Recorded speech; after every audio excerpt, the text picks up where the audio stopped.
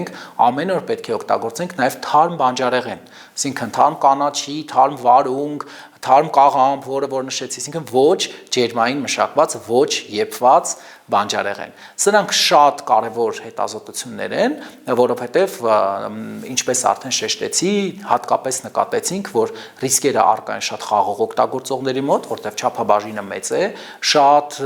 ձմերուկ օգտագործողների եւ սեղ դարձյալ մեծ չափաբաժիններով պայմանավորված։ Դրա համար ֆիլմում եւս ես եւ գործընկերներս շեշտում էինք, որ օրինակ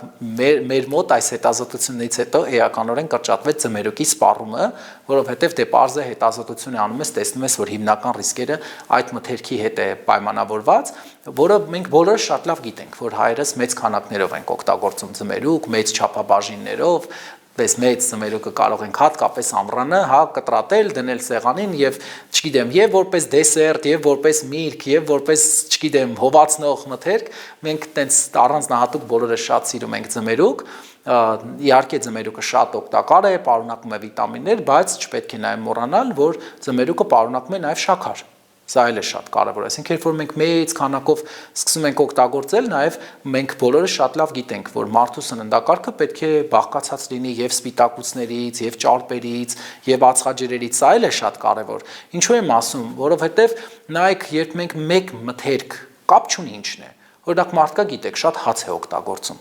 մարդկա շատ լավաշ է օգտագործում, ցանկացած մթերք, երբ որ դուք սկսում եք օգտագործել մեծ քանակով,